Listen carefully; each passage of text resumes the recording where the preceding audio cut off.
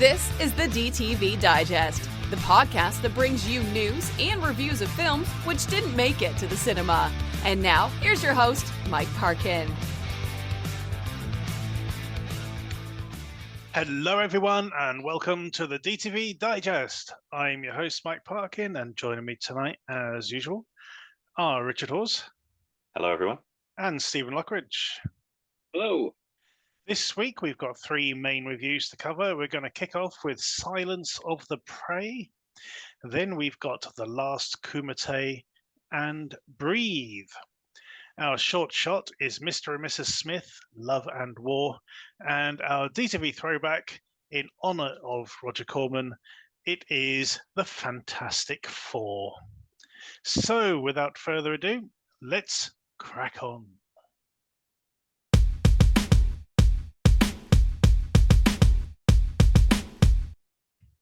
Our first film then is Silence of the Prey. An undocumented immigrant takes the job of a housekeeper to help her protect her young daughter.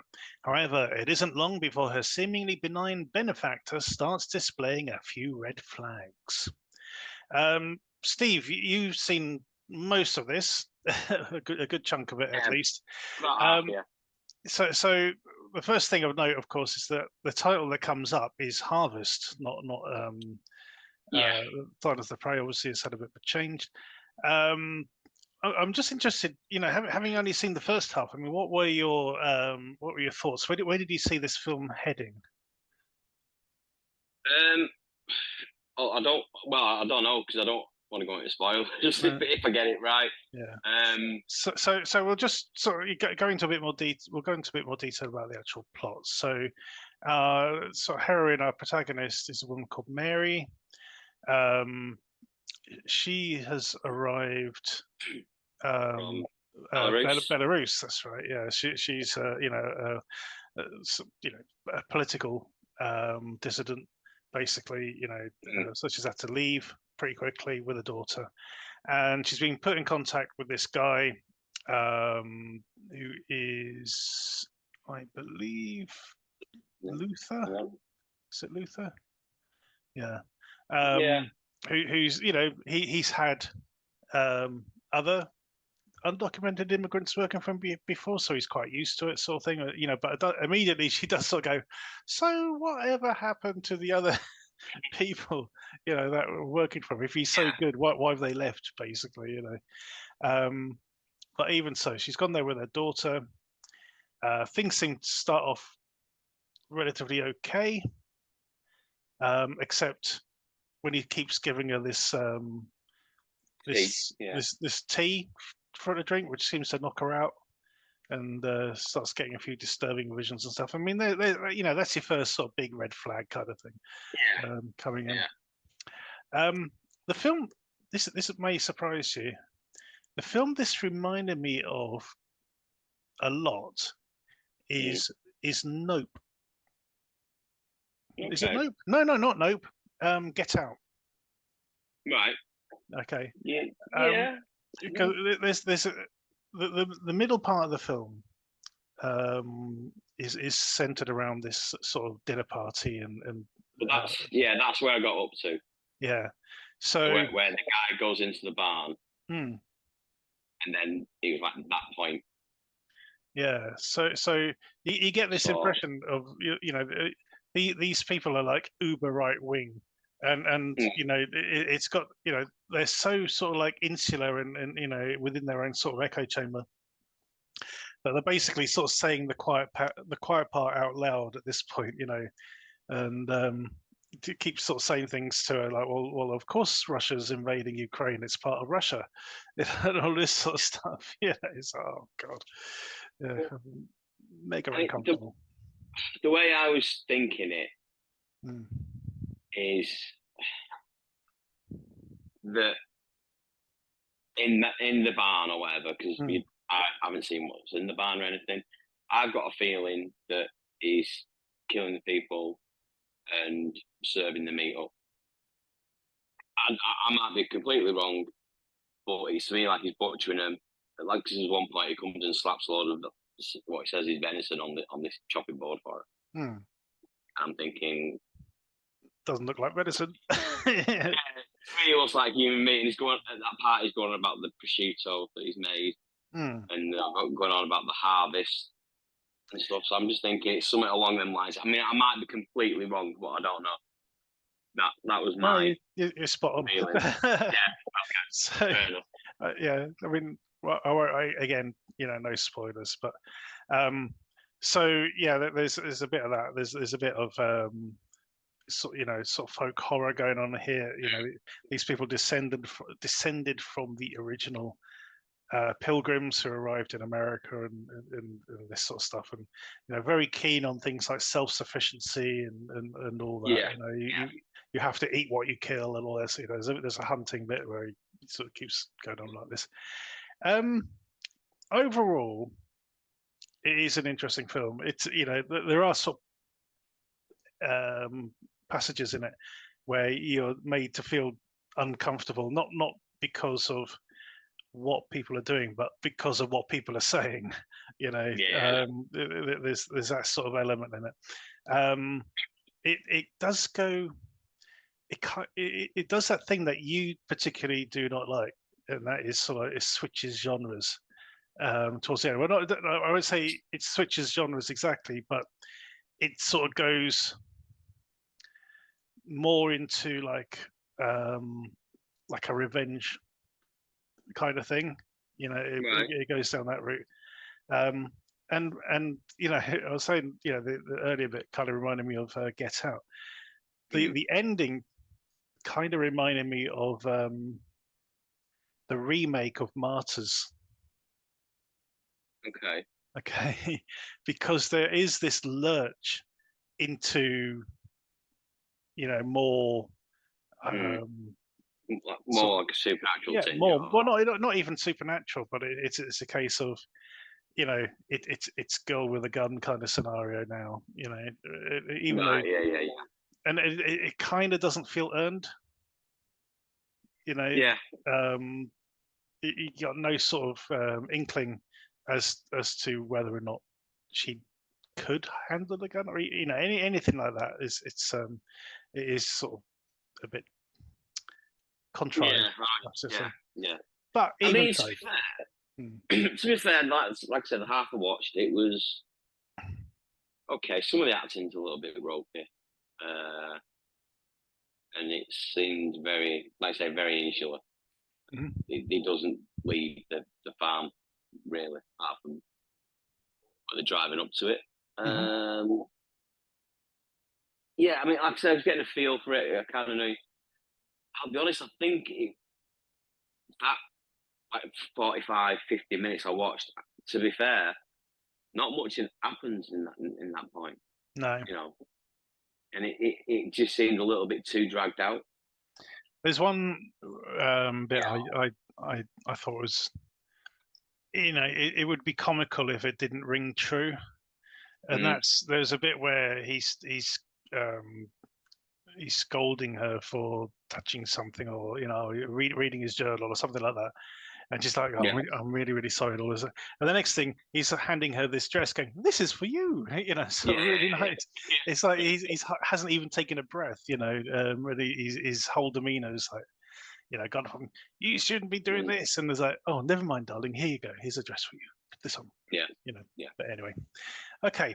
I think it's unfair for you to score this, Steve. However, I am going to give this one a 6 out of 10. So if you get a chance to see it, go check it out.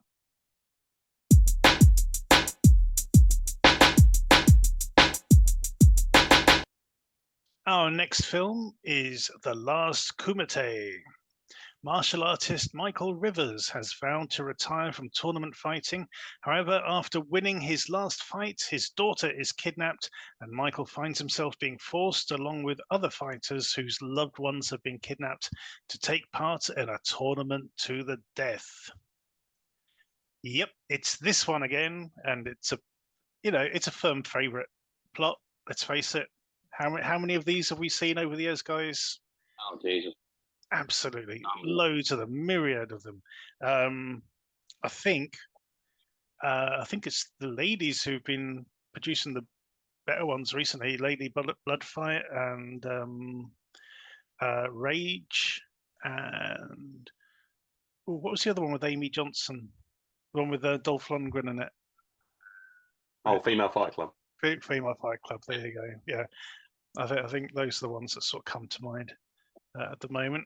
But this is a great sort of, it's a throwback. It's a German film, I believe. Is that right, Rich? Well, I think it's kind of international. Yeah. I think it's got. Yeah, I think it's. I'll be honest, I'm not actually 100%. I thought it was sure, but because the director is. It's set in England. It's set in New York. We got a great theme song at the beginning. We got sort of the stock footage of New York.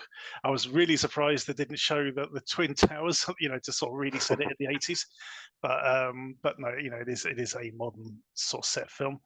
It's an American film, by the way. It's technically American. It's just like got a lot of international elements to it. I think they filmed a lot in Germany. The lead actor is German. Our antagonist, that's right. Yes, the main guy is German. We've got Matthias Hughes in there as our sort of main antagonist, the guy who sits on the throne.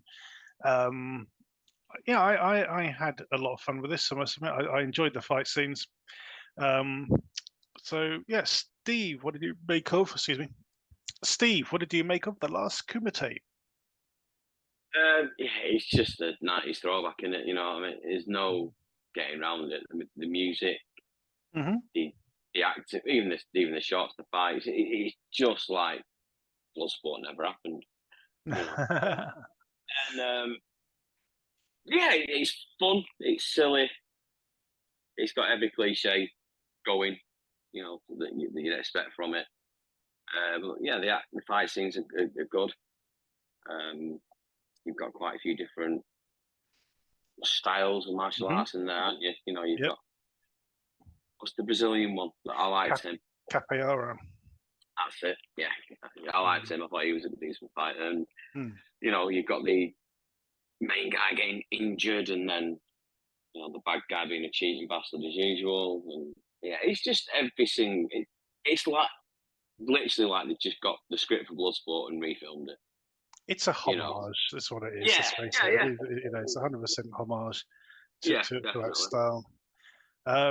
Rich, I know you've seen probably as many of these as I have over the years. How did you get on with this one? I think it does very well what it set out to do, which is to pay homage to, I think, not just Bloodsport, but I think it's got its heart in all the films that Bloodsport spawned, all the films that came after. So whether that's Bloodsport or the sequels to Bloodsport, this film is kind of paying homage to all of that stuff, which I like.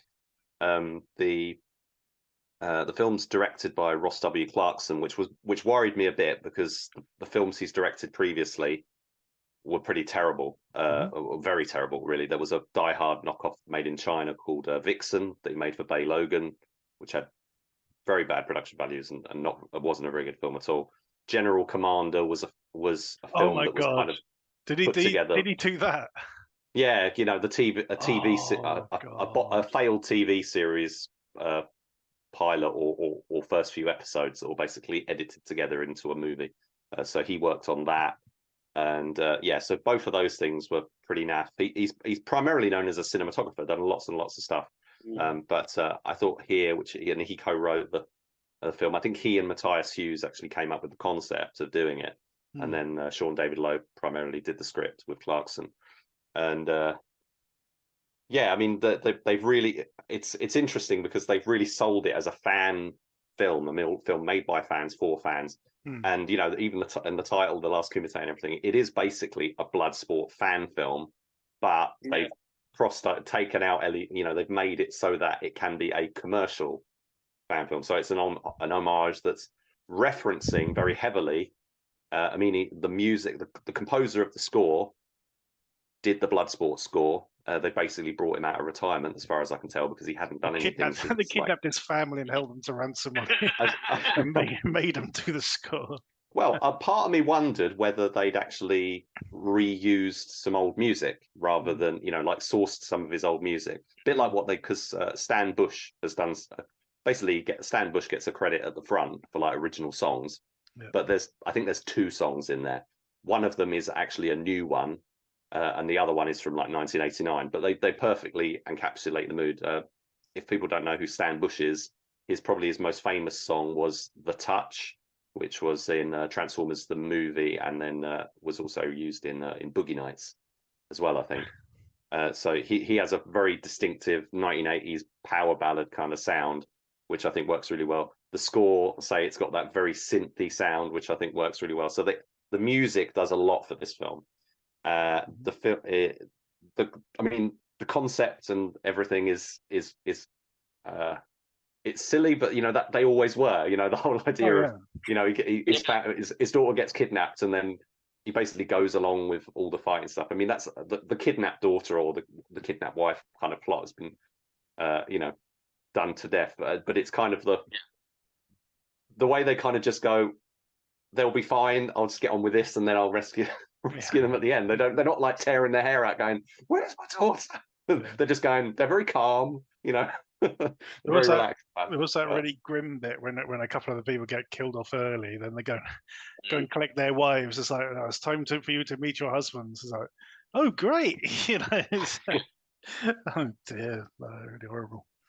The casting is the next thing to mention, because they've pulled in a lot of cult favorites. A lot of people that who are fans of these films will recognize. So Matthias Hughes, you already mentioned.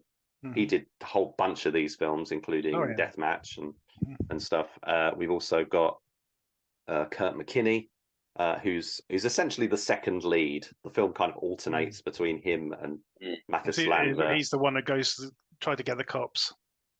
Yeah. Yes, and the cop he goes and speaks to is Abdel Kizzee, who's Michelle Kizzee's brother, I believe. That's right. Yeah. Who's better known, who is also in the film.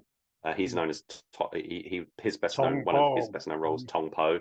But Abdel's been done in a whole bunch of these films as well, including The Quest, and then you've got Billy Blank's turn. They introduced Billy Blank's mopping up, which is I think a very clear reference to a film he made called Showdown, which was basically a variation on The Karate Kid, where he teaches this boy to take part in take on the bullies and stuff and tournament and stuff. And there's loads of other people like Cynthia Rothrock, of course. Cynthia Rothrock, who has a couple of scenes, and the antagonist. I'll reference. So Bolo Young is kind of the archetypal beast of a character who the hero has to fight come the end. And the guy they've got here is someone I'd never seen before. He's called Mike DeRuda. He's very one-dimensional, but he's got a great presence, and he really sells that beast kind of persona, which I thought worked really well. But Bolo Young's son is also in this film. He has a small role. So there's that. I wish I knew who the guy doing the capoeira was, because he was really good. He very much reminded me of like Maurice Crump, but I don't know who it was. But there's loads of really, really good, really, really talented people, and the fight scenes are really well done. In part because they are choreographed by Mike Moller, who's like one of the best in the business. He actually appears in one of the many training montages this film has. I'm a big fan of Mike's. Yeah, he's a little guy, but he's so. Yeah. I mean, he's called Lightning, and say if you ever see him, he is lightning quick, and he's very he's very agile. He's one of the unsung heroes of DTV action, because he really doesn't get like much. He doesn't get the roles and sort of jobs that he really deserves. He's very much in the low budget realm still. He turned up in the Expendables 4, and they just completely wasted him. It was that he didn't get a fight scene or anything. It was ridiculous because he came. He was called Shrimp or something. He's kind of, you see him turn up and you're like, oh wow, what are they going to do with him? And then literally nothing. It's like the equivalent of having just Scott Adkins in, and then just like having them get killed within 2 seconds or something. Just a shout out to Mike Muller though. If you get the chance to see 1 million clicks. 1 million clicks or kicks. I think it's 1 million. Yeah, I do. It's very much on my watch list because I haven't had a chance to see it. It's filmed Arena of the Street Fighter, which I think has gone by a couple of other titles as well. Very, very low budget, but fantastic fights. It is. Yeah, it's good fun. And the other one, just before I pass over, is to mention Mathis Landwehr, who's the lead. This is the first thing I've seen him in for years. I've got a film called Kampfansage. I'm probably pronouncing that wrong, but it's a German-made martial arts film from like the early 2000s. I think it came out in America as The Challenge, because I think that's what it translates as. But I've still got my copy of that. That was very cool. He also did a TV series called LASKO, which I only ever saw the first like pilot sort of TV movie of, because I managed to get it on a DVD from Thailand, and Arnold Vosloo was the villain in that. And I'd have loved to see the series. I've been wanting to see it for years, but I've never come across anywhere to watch this particular series. But he's a fantastic martial artist. This kind of role, this kind of break is coming a bit too late in his career now, unfortunately. But it was really good to see him in it. And I'll say, I thought the whole cast was a lot of fun. I thought the film was a lot of fun. I thought it really did what it was setting out to do. And we get all, even when you get to the end and you think it's all over, you get a couple of little bonus fights and stuff added in, which I thought was some fan service, which I thought was good. Mm-hmm. Cool. All right, then. On that note, how are you going to score it? Over to Steve. Excuse me. I'll give it a 7. Okay. Yeah, I'll join you on a 7. I really enjoyed this one. Yeah, it was. You know, it's a love letter to those films of the absolutely 80s and 90s. You know, King of the Kickboxers and all that. American Ninja. Well, not American Ninja. American Samurai, I'd say, rather than Ninja, definitely all that sort of stuff. Cool. And Rich. I'm going to give it an 8. Wow, awesome. Okay, 2 7s and an 8 for The Last Kumite. Go check it out.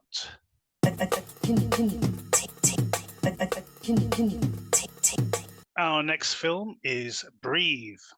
In a future where oxygen has all but been depleted on Earth, a mother and daughter must help each other survive when strangers invade their habitat.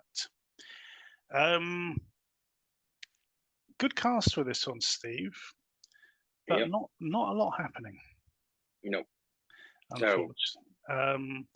So, and again, we've come across films like this before. You know, the sort of idyllic setup in the post-apocalyptic future, which is now being infringed upon by strangers. You know, who are going to sort of like disrupt things. You know, disrupt the dynamic and everything. There was that one about all the girls living. You know, there was a family of girls living, and then a boy turns up. All that sort of shit. We've been there. You know. And really, this doesn't add anything new to the situation. I did like the cast. We've got Sam Worthington, we've got Milla Jovovich, and is it Jennifer Hudson? Yep. Yeah. Engineer Wallace. Mm-hmm. So yeah, but everyone's kind of spinning their wheels a bit in this. Yeah, it just seemed like everyone was phoning it in, and it didn't add anything new. I mean, they're trying to obviously build the tension and ratchet it up and stuff. And to me, it just felt flat. There was nothing there to grab you. It didn't, bring me in. It just flat. Everything was flat. And I was listening to, the podcast that Ross and Phil do. Yeah. Ross and Phil talk movies, whatever. And I think Ross said he turned it off after 20 minutes. And to be honest, I wish we had that luxury. Yeah, exactly. Yeah. And the ending was just. It made you wonder, didn't it? That ending. It's like, well, what was the point of everything? Yeah. So, why? Yeah, I don't know. It's weird. It's a weird ending. It is very weird. I mean, to me, if you didn't have that extra scene at the end, and just end it, to me, that would have shown some balls. Yeah. To go with something very different from what it could have been. Yeah, that could have been like the Mist almost, Yeah, something like that. Yeah, but it just does. It's got, just nothing there. I mean, I'd say half of it's the warning sound shouting off, in the background, and oh yeah, all the way. Again, well, yeah, all the time. So yeah, Sam Worthington is. How's he still got a career? I don't know. No, the thing is, I actually like Sam Worthington when he's not in the, when he's not in a big production. When he can carry a film. He did a film a couple of years ago called The Texas Killing Fields, which was a sort of lower budget sort of police procedural, very good type film basically. Yeah. And there's been a few things he's been in. There's one where he was an assassin doing his last job. I can't remember what it's called now. But anyway, he has done a few decent bits and pieces over the years. But is that the Hunter's Prey? Hunter's Prayer. Yeah, I like that. It's good. But obviously he's carrying the burden of the Avatar movies. Like I say, I mean, I've not seen him in much, but I've never really warmed to him that much. And he can be quite good, but I mean, obviously we've been stuck, Terminator 4, things like that. But yeah, no, he can turn in a decent performance. But here he's wasted, and Mila Jovovich for that matter. It's just the whole thing just didn't grab me at all. No. How are you going to score it? I'll give it a 4. Yeah, I think I'm going to have to bump it up to 5. But even so, this didn't grab me, didn't grab you. Again, another thing, some of it just doesn't make sense. I mean, if I'm right, was it like 4 years since the whole, apocalyptic event or whatever. Yeah. And you look at the Earth, and there's no way all them buildings had rot and everything like that in 4 years. I think it wouldn't happen. Yeah. You're looking a good couple of 100 years, or just some little things like that. It just doesn't make sense in that way, and it just no, I totally agree. So there we have it. It is a 4 and a 5 for Breathe. Go check it out. Our short shot this week is Mr. and Mrs. Smith, Love and War. Mr. and Mrs. Smith continue to search for ways to kill each other. I needed a little jingle to go with that. That is basically it, isn't it? I mean, this is basically a fight short, but with weapons, surface-to-air missiles and that sort of thing. Do you know what this reminded me more of, rather than Mr. and Mrs. Smith? Right. Go on. The Will Smith film Hancock. Oh yeah. Because that the idea of these characters being immortal when they're around each other, sort of thing. That sort of kind of that's what it played out like. Because otherwise, it just doesn't make sense. This thing, it's great to look at that, but I'm watching the whole thing. I'm going, but why? What is the point of any of this? Unless it's a case of these two are like Highlanders and are just so fed up with eternity that they're trying to find ways of killing each other just for the fuck of it.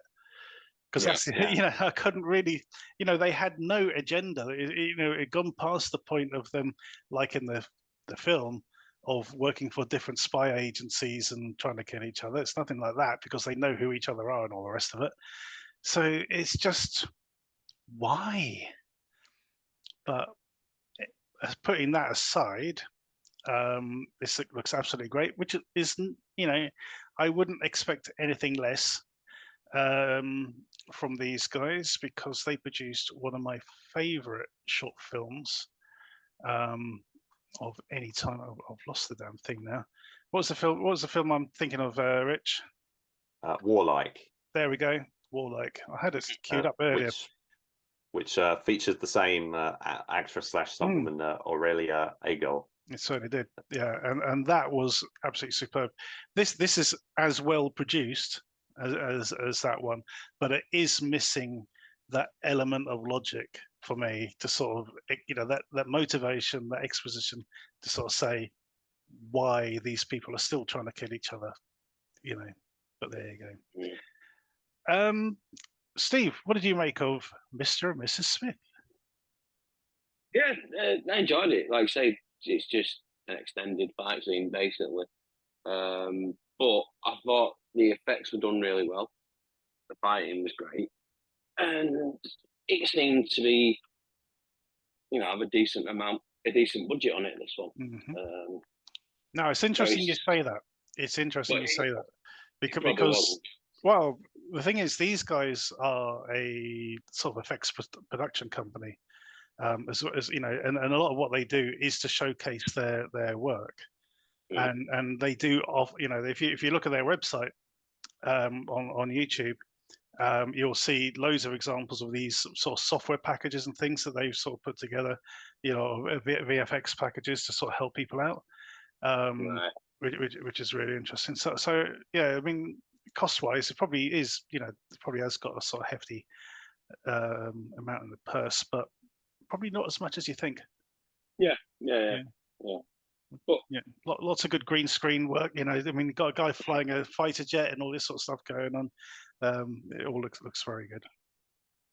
Yeah, and I thought the two actors are actually pretty decent as well.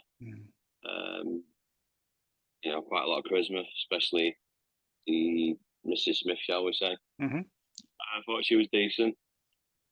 It's just like you say, it is a decent fight shot that that we get now and again. But I think the weaponry and the immortality, whatever, just brought a little something different to it. Mm-hmm. Yep. Rather than just a straightforward fight. I enjoyed it. It was good. Cool. Rich, you seem to jump on this pretty quick when it dropped. What can you tell us about it that we haven't already mentioned? Well, the thing that sort of throws me is that it's got this title, Mr. and Mrs. Smith, Love and War. Mm-hmm. Yeah. But it doesn't present itself as a fan film. So it's not saying that, this is a fan film or, this is not licensed characters or whatever. But the only way I can think of it working with the title is as a fan film, because what else is Mr. and Mrs. Smith associated to, especially with the recent TV series and stuff. So that kind of threw me. I think the film should have dropped that and just been called Love and War. I think that would have been perfectly fine. And not to, because the thing is, the warring couple kind of thing fits with the Mrs. and Mrs. Smith concept, but not the whole immortality part. Yeah. So it's like, where does that come from? So I don't think it works if that's what it's supposed to be. Which is the only way I can interpret it as a fan film. Then I think it misses the mark a bit in that regard. So I would say, I wish it was just called Love and War.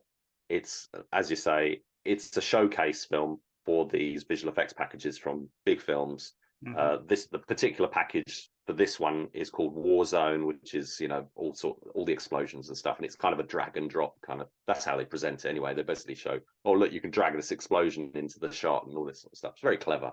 I wonder if it's as clever as the videos show it, but the way technology's going, it wouldn't surprise me. But the the film has that kind of flash and bang to it that a lot of these low budget fight shorts and action shorts in general don't have. It's all gunplay and martial arts for the most part, which this film has, but it's also got rocket launchers and like I say, a fighter jets, which it reminds me more of the films like The Cure and Faster, which really sort of push the boundaries on visual effects in these things. Aurelia Agel, she's really good. I do think Warlike is better, like you. This one's got a different director. This is made by Stephen Lischka. Stephen Lischka, who's the owner of big films, and the guy in the film is he's Justin Howell, and he was Chris Hemsworth double in Extraction 2, and I think he's doubled him in several other films because he's also listed for Thor: Love and Thunder and Avengers and stuff. So I do wonder if he's maybe like a regular Chris Hemsworth double, but he's also working on things like the Halo TV series and doubling Master Chief and stuff like that. So Awesome. he's done all sorts. So he's not usually in front of the camera. You know, he's normally a stuntman guy who's hidden away. So it's a nice opportunity for him to lead a little film and show himself, not pretending, you know, hidden behind another character or you know, hidden behind cuts. Yeah, so they're a good say. It's a good little showcase short, very entertaining. It's only about 6 minutes. So I do think the concept and the idea of the fan film element is a bit shaky, but it's very, very well worth watching. You know, you won't be disappointed. You get solid action all the way through. I mean, you only have to watch the little teaser promo thing that a lot of these videos put up now to try that, and you know, you're going to watch the rest of it. Yeah, you're like, right, yes, okay, I can see that kind of thing. Kind of spoils things a bit, but I understand why they do it, and it does work, and it does sort of really sort of leap you in. Yeah. Godfrey Reichvart's films do that a lot as well. Yeah, he does. Yeah, he is, and it's a good technique to engage people, and yeah, go check it out. Absolutely.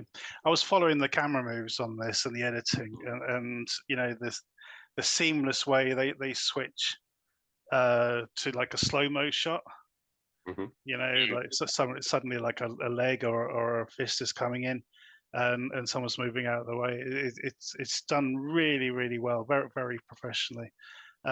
Thoroughly enjoyed it. I mean, yeah, we got notes. You know, we have notes about the immortality bit and the Mr. and Mrs. Smith bit, but even so, you know, this is high-end short filmmaking, and we certainly reckon you should go check it out.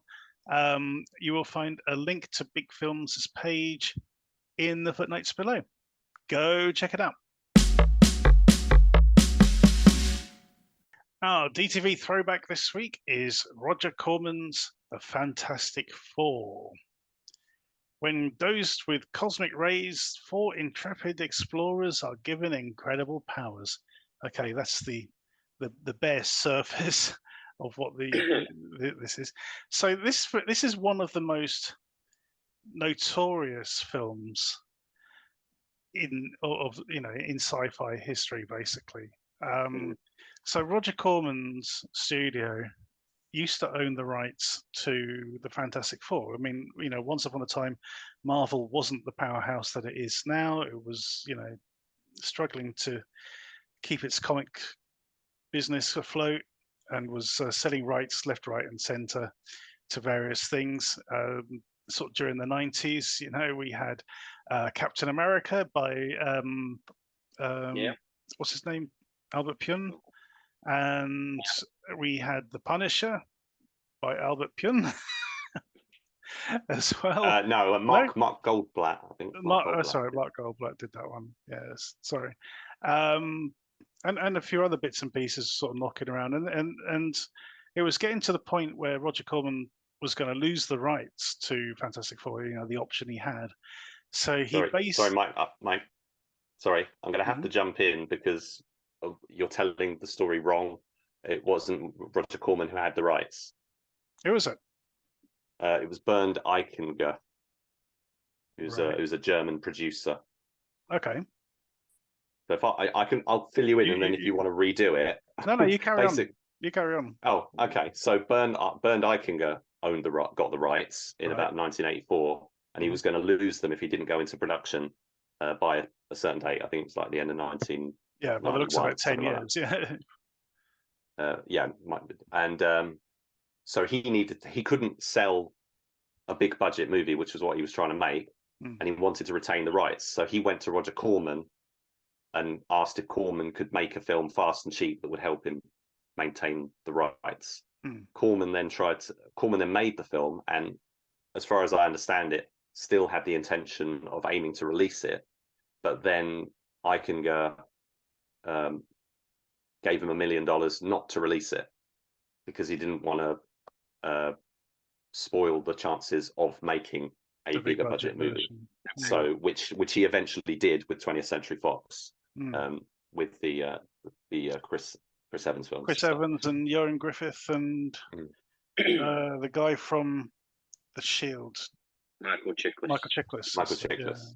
Yeah. So so there's a really interesting documentary that's all about the production of this and what happened, which is called Doomed, which if we get a chance, we'll put a link to in the footnotes below, because it is on one of the YouTube channels.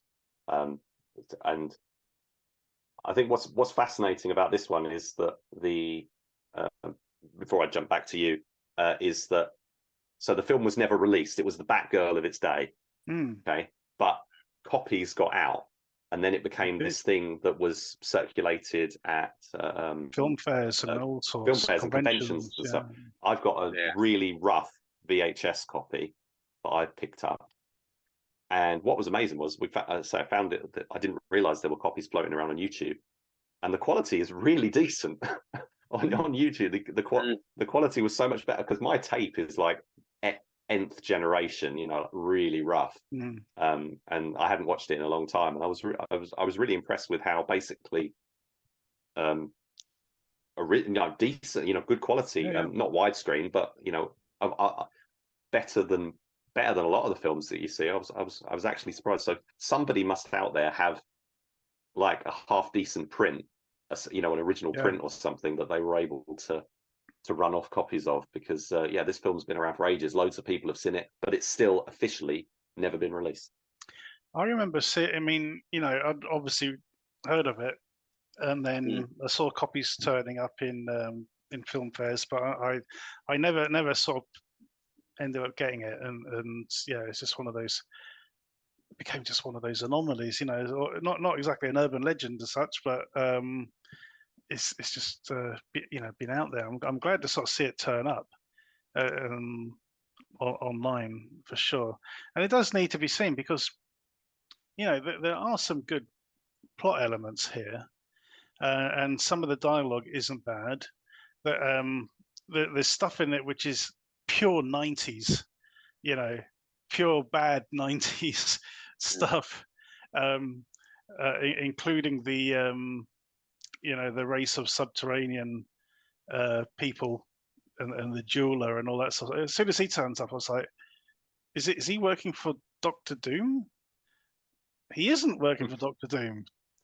Well, I'm confused. Because we do have Doctor Doom in this, which I think you have to have Doctor Doom. Yeah, in I most of these things. thought Doctor Doom's his origin story was done really well. The fact that he and Reed Richards were once friends, that sort of thing.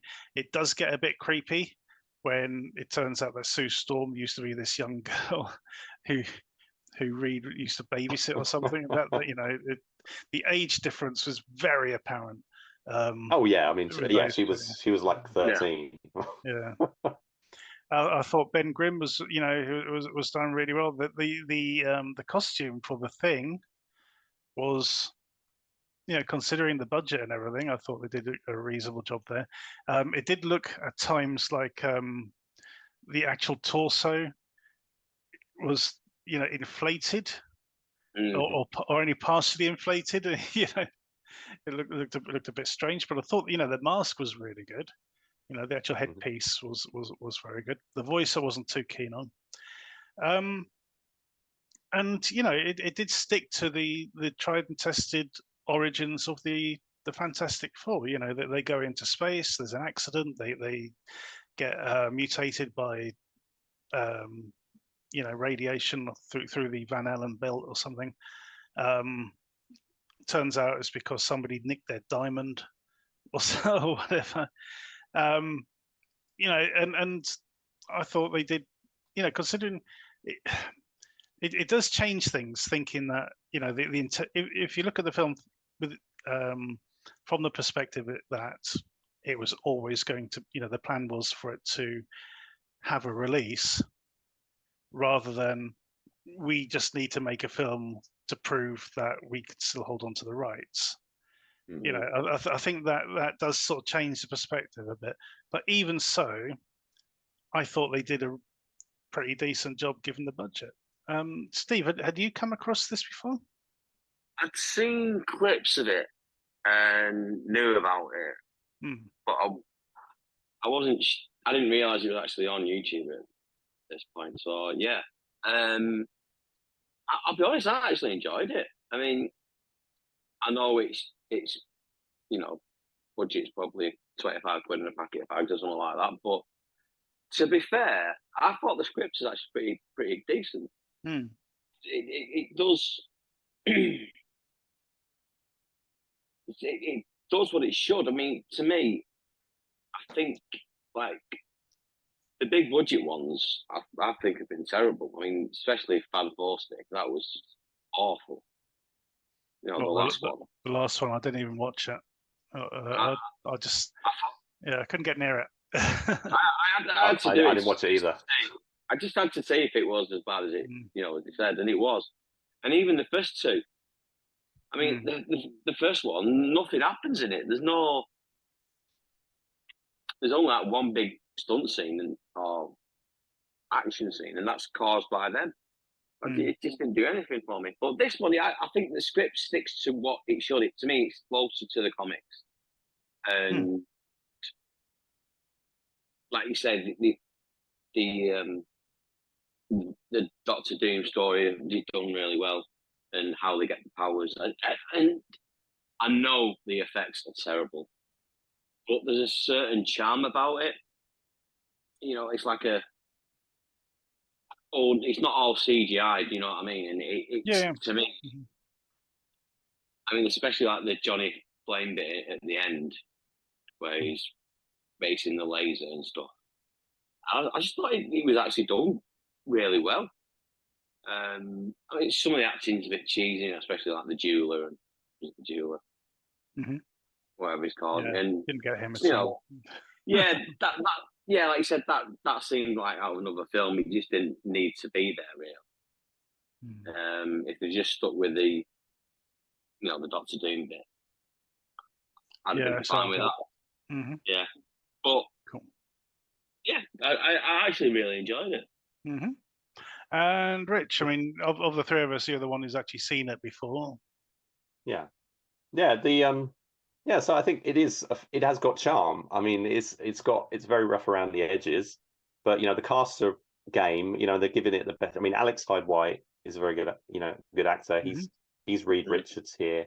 The guy playing Thing, Ben Grimm, is a stunt guy called Michael Bailey Smith, who I'm a fan of. I love seeing him turn up and stuff. And I think he did a really good job with what he had to do here. Joseph Culp, who's the son of Robert Culp, is the guy playing Doctor Doom. I think the Doctor Doom all the costumes are very cheap, but I think the Doctor Doom mask does look really good. And I think they film it quite well at times, to not betray. I think two of the key problems are, some of the sets are very basic, and there's a bit of a plan line from outer space kind of feel to some of it. The sets are really kind of basic. The visual effects are very limited, but it's the sound mix, I think, primarily. It's like there's big sort of crackles and stuff that's supposed to be happening. They're clearly supposed to be there, but there's nothing happening. And when there's the big explosion in space, and when they crack, when the big event has happened and they're on the Earth, it's like literally like a few things scattered around and a tree. It looks so cheap. It's like the cheapest crash site you've seen. Apart from those bits, I think most of it actually looks very. I mean, the Baxter building, the office kind of thing. Again, it's kind of sparse, but that kind of fits. It's got this kind of minimalist kind of space. No, I mean, it did remind me of from the early scenes in the Johan Griffith sort of version. It didn't seem a mile away from that. No, I think there's an element of the sort of the 1960s sci-fi in this. The sound mix, it's very, very cheesy. There's this bit where Ben Grimm, they turn up at the door because basically they say, "Oh, let's take the kids in on the rocket," kind of thing, which seems funny in thinking about it then. But then when you think about it now, and you think, well, it's kind of like Jeff Bezos or whatever saying, "Oh, let's get William Shatner," or whatever. So it's like, "Hey, do you want to go to space with us?" kind of thing. And he does this stupid laugh, and you're like, that's completely ridiculous. But then again, but then you think, actually, that's kind of what it is now. Weirdly, it's like people can do that. It's like Elon Musk could just turn around to a couple of people and go, "You want to go to space?" It's fine. So so I think Corman had his heart in the right place, but at the same time, he's a very charming guy. Corman, he's very much like, I think him and Stan Lee very similar, although they didn't actually deal together very much with this or anything. But they have very sort of similar kind of personalities. Very good at talking, and sort of being ambassadors for the, for the things they represented, and much loved. But at the same time, clearly sort of could be quite hard-nosed businessmen at the same time. And so, Roger Corman was, not a bad guy, but obviously clearly was like, well, I've been given $1 million. I'm not going to release the movie. It's like, that's just business kind of thing. It's like, and everyone else is like devastated. But if you compare this to the other superhero movies, which the other Marvel ones. So as I mentioned, we had Captain America. We had a lot of TV movies and stuff as well, like Incredible Hulk stuff. Nick Fury, Agent of Shield. That was with David Hasselhoff. That was an interesting one for sure. Generation X. Did you ever see that one? I didn't see that one. No. It's like one of the early X-Men sort of adaptations. That was a pilot that never went to series as well. I remember that. Matt Frewer was the villain, I think. Justice League. Do you ever see Justice League? No. That was low budget. That was a really low budget and they couldn't have. It was a Justice League show, but they couldn't have Batman or Superman or whatever. So it was all sort of run by different studios. Also ran kind of characters and stuff. Yeah. But and it was like they were trying to stop. I think it even came out around the same time as the Avengers, which basically had the same concept of like a villain is trying to control the weather, and that was the plot. But it was all very pedestrian, kind of the way it was shot. This, I think, feels much more like a movie, and I think is better, or at least in the same league as the other films of its time that were made, like Captain America. Like you say, I think it compares favorably despite its flaws. I think the budget sort of ebbs and flows. The way what you see on screen. Some of it feels very decent, some of it feels very, very cheap. But overall, I think it's a really fascinating, story about the film, and has made the film more intriguing in that aspect. But it's also just a decent enough adaptation in its own right. I mean, there's a nice little bit with the romance with Ben. Oh yeah, the other one. Ben Grimm has the romance with the blind sculptor, which I think the makers of the Toxic Avenger must have been influenced by that from the comic books, because that's basically what happened in the Toxic Avenger, that he gets a blind girlfriend. And I know, and there's a circular thing there, because Stan Lee ended up working on the Toxic Avenger movies in the end. But I thought they pack a lot in. There's some cheesy stuff. It's quite fun, actually, there's another scene in it. Do you remember that where they're being examined? Yeah. And they're having. I swear that the makers of Armageddon copied that scene, because it's very, very similar to the one with like where the training to be astronauts and stuff. In my recollection, anyway, which was only a few years later. I wonder if somebody did see that. So yeah, it's a curio, and say definitely watch this and watch the making of. The documentary Doomed. Fascinating double bill about an interesting time before the Marvel Cinematic Universe kicked off, and before there was Iron Man, there was the Fantastic Four. I mean, the Fantastic Four, unfortunately, had the worst adaptations. I mean, I haven't seen the Silver Surfer one, but I did see the original. I thought that was okay-ish, to watch for free on TV when it eventually turned up. And Silver Surfer was better. Yeah, I've heard good things. Yeah. The other one, it just looks so morose and dark and crap. The last one that was made. Yeah. It's terrible, but yeah, it's worth it for a laugh.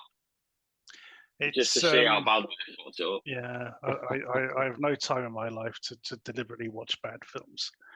And I You mean, do it every week. not intentionally. We don't go, we do it with a glimmer of hope, Steve, that maybe this one's going to be the good one. I mean, so anyway, it was good to see Reed Richards turn up in what was the Universe of Madness, whatever it was called, the Doctor Strange. Multiverse of Madness.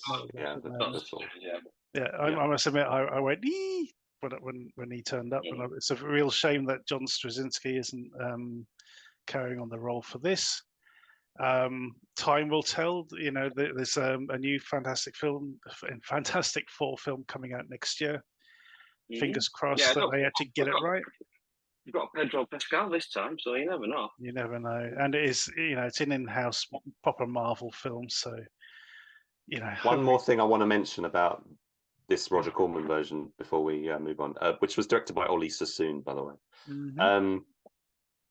The very first scene, first person we see is George Gaines, Commandant Lassard from Police Academy. Yeah. He has one scene, and I always get a kick up because I forgot he was in it, and I didn't recognize him. He has a. Oh, you didn't recognize him? Oh, it's just like a quick, he's like a university lecturer kind of scene. But I always liked him and Police Academy. You don't really know him from other stuff. He's kind of always just Commandant Lassard. So it's interesting to see him playing a different role. So I got a kick out of that. Nice to see him. Cool. Awesome. So we don't score the throwbacks, but we do recommend you check them out. For a lot of people, this was the holy grail back in the day, to try and track this down. And someone has been very good and put a decent copy on YouTube for everyone to check out. And we recommend you do so. We shall put a link in the footnotes, and if Rich manages to find what was it called? The Doom documentary. Yeah, then we'll give you a link slap for in that as well. Awesome. That is the end of this week's show. So thank you for listening. Thanks for Rich and Steve for checking out these films. We did at least find a good one. The Last Kumite did sort of keep us going. The Silence of the Prey, by the way, had some interesting moments. But there you go. By the way, Oliver Harper edited The Last Kumite. He was heavily involved in the production. Oliver Harper, the film critic and filmmaker himself. So I thought he did a good job editing it. Although I did think the film was too long, 100 like an hour and 45 minutes. But it's quite that sort of film. Okay, thank you for listening. Tune in next time. No, hang on. Come back. Well, don't forget to check us out on Facebook and Twitter at the DTV Digest. Also check out the Short Shots, where we have a whole library of people's shorts, horror films, action films, fan films, martial arts, fight scenes, you name it, we've got it. Go check it out. Thank you for listening. Tune in again next time.